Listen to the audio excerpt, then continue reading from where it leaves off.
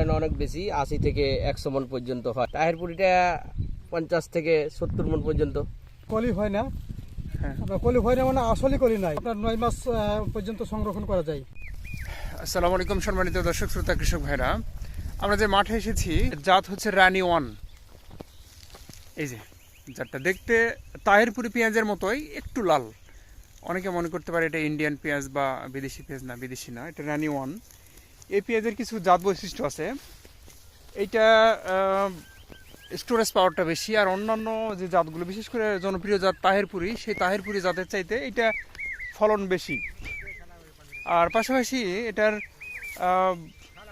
এটার হচ্ছে ভিতরের রস বা এটার পানি কম ভিতরে, এজন্য এটা সংরক্ষণ ক্ষমতা বেশি, সহজেই যেখানে সেখানে রাখা যায়। আর যেখানে পেঁয়াজ সংরক্ষণাগারে বেশি দিন সংরক্ষণ করা যায়, এবং খেতে সেম তাহিরপুরির মতো এবং বেশ সুস্বাদু। আমি নিজেও খেয়েছি পেঁয়াজটা। গত বছর এই পেঁয়াজের বাসায় আমি সংরক্ষণ করেছিলাম, সারা বছর খাওয়া গেছে, কোনো সমস্যা হয়নি, পচেনি, নষ্ট হয়নি।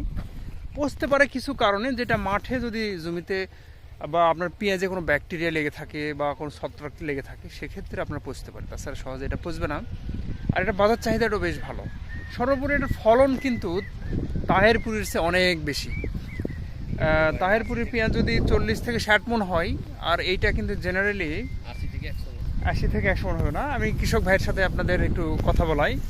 আসসালামু আলাইকুম। ওয়ালাইকুম আসসালাম। হলো রানী ওয়ান জাত। এটার পেঁয়াজের কলি কম হয়, মানে ফুল কম হয়, ফুল কম হয়, আসলে কলি কম হয়।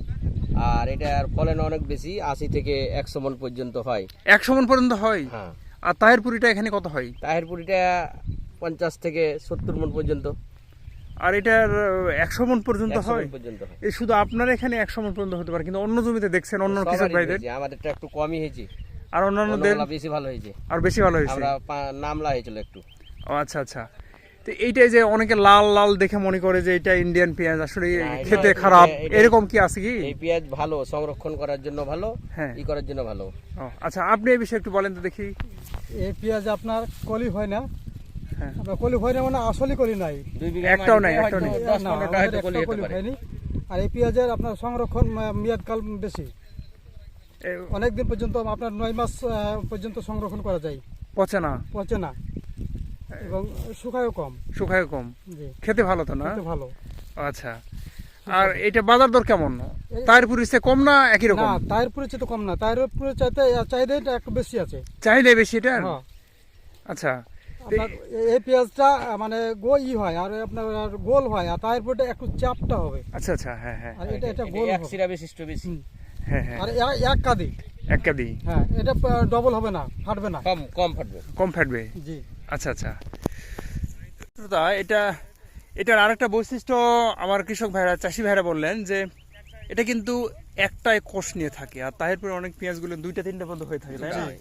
এবং তাহিরপুরে যেহেতু জনপ্রিয় জাত, সারা বাংলাদেশেই জনপ্রিয়, সবার কাছে প্রিয়, কিন্তু জনপ্রিয় চাইতেও তো জনপ্রিয় জাত থাকতে পারে, তাই না? নতুন নতুন জাত। এই নতুন জাতের মধ্যে হচ্ছে এই রানী ওয়ানটা।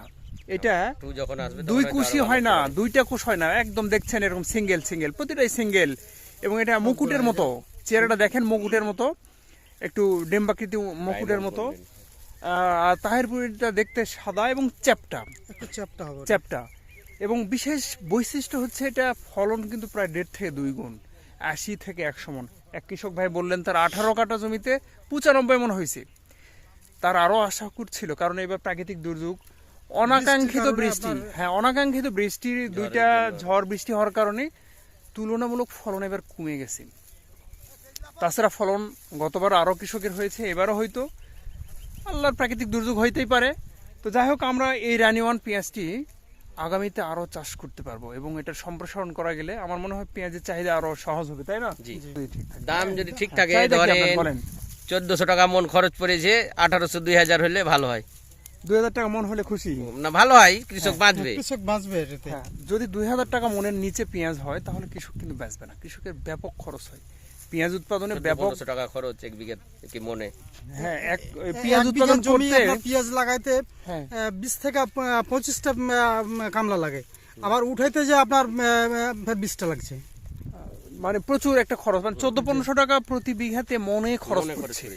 তাহলে আমাদের যদি আমাদের রাষ্ট্র ব্যবস্থায় বা বাজার ব্যবস্থায় যদি দামটা না থাকে তাহলে কিন্তু কৃষকরা আগামীতে পেঁয়াজ করবে না। এই জন্য আমরা যারা সহজলভ্য মনে করি 20 টাকা কেজি 30 টাকা কেজি পেঁয়াজ, কেন ভাই আপনি 750 টাকা কেজি গরু গোস্ত খাচ্ছেন, আপনি অন্যান্য সব জিনিসের দাম বেশি, আপনার 300 টাকার 1200 টাকা দিয়ে কিনছেন, পেঁয়াজের কেজি 50 টাকা হলে সমস্যা কি?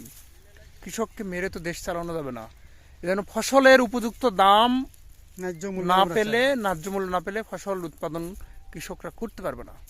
এবং আমরা যারা কৃষি সম্প্রসারণের কাজ করছি, আমরা মাঠ থেকে রুট থেকে কৃষকের অন্তরের পালস বোঝার চেষ্টা করছি যে কৃষকের কত কষ্ট। এই উৎপাদন করতে গিয়ে ঝড় বৃষ্টি প্রাকৃতিক দুর্যোগ হয়ে গেলে কৃষকের ঘুম আসে না চোখে, কি তাই হয় না? জি জি। এখন যদি একটা প্রাকৃতিক দুর্যোগ হয়ে যায়, আমাদের পানি পেঁয়াজ হলে উঠাইতে পেঁয়াজ আর পারবো না, রাখা যাবে পেঁয়াজ না। নষ্ট হয়ে যাবে, পচে যাবে একবারে। হ্যাঁ, তাহলে কত কষ্ট থাকে আমাদের মনের মধ্যে, কত স্বপ্ন নিয়ে আমরা ফসল ফলাচ্ছি, যদি স্বপ্নটা ভেস্তে যায় তাহলে আমাদের সবকিছু বিনষ্ট হয়ে যায়। আমদানি এবং যেন না হয়। হ্যাঁ, আমদানি যেন না হয়, পেঁয়াজটা আমদানি না হলে কৃষকের উৎপাদিত পেঁয়াজ আমাদের দেশে পর্যাপ্ত আছে এবং চাহিদা মেটানো আরো সম্ভব বাড়বে হবে। মানুষ এবং চাহিদা এটা দাম পেলে আগামীতে আবার কৃষকরা আরো বেশি প্রোডাকশন করবে।